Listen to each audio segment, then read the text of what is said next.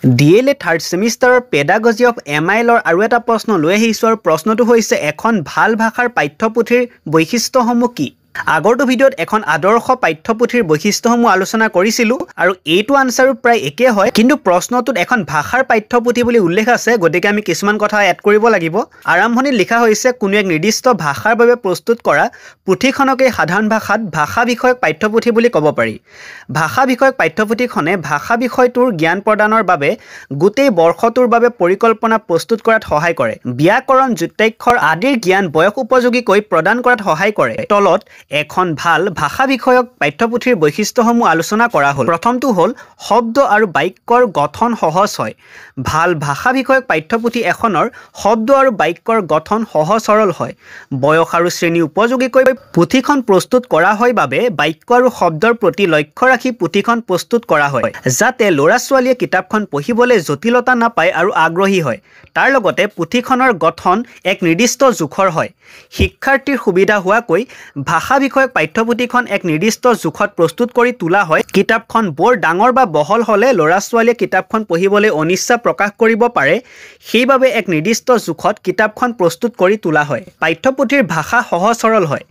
ভাষা বিষয়ক পাঠ্যপুথি এখনৰ ভাষা সহজ সৰল হয় যাতে শিক্ষাৰ্থীৰ সহজে বোধগম্য হয়। ব্যৱহৃত ভাষা সহজ সৰল হ'লেহে ছাত্ৰ-ছাত্ৰীয়ে কিতাপখন পঢ়িবলৈ উৎসাহী হ'ব।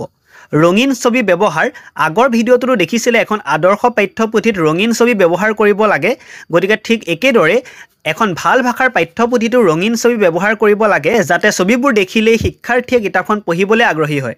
তাৰ লগতে ব্যাকৰণৰ জ্ঞান প্ৰদান। আমি জানো যে কোনো এটা ভাষা জানিবলৈ হ'লে ব্যাকৰণ জানিবই লাগিব, গতিকে ভাষাৰ পাঠ্যপুথি এখনত ব্যাকৰণৰ জ্ঞান প্ৰদান কৰিবই লাগিব।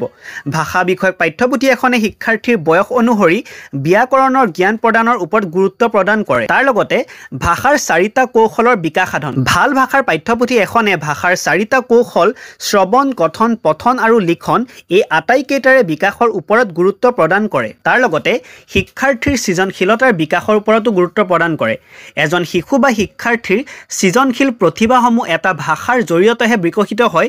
এখন ভাষাৰ পাঠ্যপুথিত বিভিন্ন কবিতা, গল্প, কাহিনী আদি অন্তৰ্ভুক্ত হৈ থাকে। সেইবোৰ বিভিন্ন ধৰণেৰে প্ৰকাশ কৰি নিজৰ সৃজনশীল প্ৰতিভাৰ বিকাশ কৰিব পাৰে। সামৰণিত ক'ব পাৰি যে এখন আদৰ্শ ভাষাৰ পাঠ্যপুথি বহুতো বৈশিষ্ট্যৰে ভৰপূৰ, যিয়ে শৃংখলাবদ্ধতাৰে এটা শ্ৰেণীকোঠা পৰিচালনা কৰাত এজন শিক্ষকক সহায় কৰে। শিক্ষাৰ্থী আৰু শিক্ষক উভয়ৰে শিক্ষণ কাৰ্য ফলপ্ৰসূ কৰি তুলিবৰ বাবে এখন আদৰ্শ পাঠ্যপুথি থকাটো অতি দৰকাৰী।